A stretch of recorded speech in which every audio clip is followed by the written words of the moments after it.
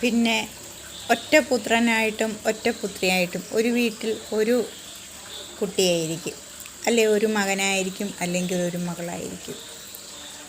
അവർക്ക് ഭയങ്കര നിർബന്ധ ബുദ്ധിയും വാശിയും ഒക്കെ ഉള്ളവരായിരിക്കും. അവർക്ക് അവരുടെ കൂട്ടത്തിലുള്ളവർ ആരും വേറെ ആരെയും ഇഷ്ടപ്പെടുന്നതോ സ്നേഹിക്കുന്നതോ ഒന്നും അവർക്കിഷ്ടമല്ല. അവർ വലിയ നിർബന്ധ ബുദ്ധി ഉള്ളവരായിരിക്കും. ഒരു കാര്യവും അവർ ഷെയർ ചെയ്യത്തില്ല. കഴിക്കുന്ന കാര്യം മാത്രമല്ല, ഷെയർ ചെയ്യത്തില്ല.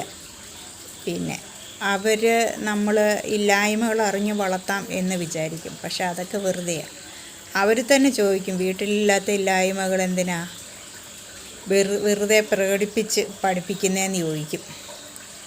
അതുകൊണ്ട് മാക്സിമം അവരോട് സ്നേഹമായിട്ട് നിൽക്കുക. പക്ഷേ അവരോട് എപ്പോഴും നമ്മൾ സ്നേഹമായിട്ട് നിന്ന് കഴിഞ്ഞാൽ എപ്പോഴെങ്കിലും നമ്മുടെ മുഖമൊന്ന് കറുത്ത് കഴിഞ്ഞാൽ അവർക്കിഷ്ടമല്ല.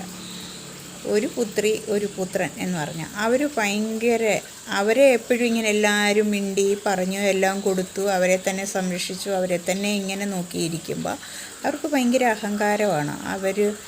അവർക്ക് ആരോടും പ്രത്യേകിച്ചൊരു സ്നേഹമൊന്നും തോന്നത്തില്ല. കാണുമ്പോൾ ഉള്ളൊരു സ്നേഹം അത്ര തന്നെ, അല്ലാതെ ഉള്ളിൽ നിന്ന് ഒരു ആത്മാർത്ഥതയോ സ്നേഹമൊന്നുമില്ല. നമ്മൾ വിചാരിക്കുക അവർ ഒറ്റയ്ക്കല്ലേ, ഒറ്റ പുത്രനാണ് അല്ലെ ഒരു പുത്രിയാണെന്ന്, അവരെ നല്ലപോലെ അങ്ങ് സ്നേഹിക്കാം എന്ന് നമ്മൾ വിചാരിക്കും.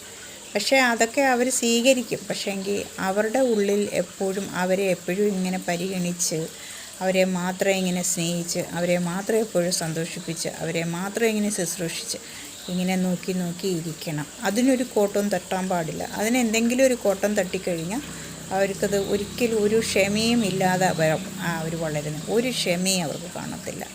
കാര്യം എന്താ, അവരൊന്നിനും ഒരു കുറവറിയുന്നില്ലല്ലോ, ഒരു കുറവറിഞ്ഞല്ലല്ലോ അവർ വളരുന്നേ, ഒറ്റയ്ക്കല്ലേ. അതുകൊണ്ട് അവർക്ക് ക്ഷമയെന്നുള്ള ഒരു കാര്യം അവരുടെ ജീവിതത്തിലേ കാണത്തില്ല. ശരിയാണോ? ഞാൻ കണ്ടിട്ടുള്ള അനുഭവങ്ങളാണ് ഞാൻ ഈ പറയുന്നതൊക്കെ. ഞാൻ വെറുതെ ഒരു കഥ ഉണ്ടാക്കി പറയുന്നതല്ല.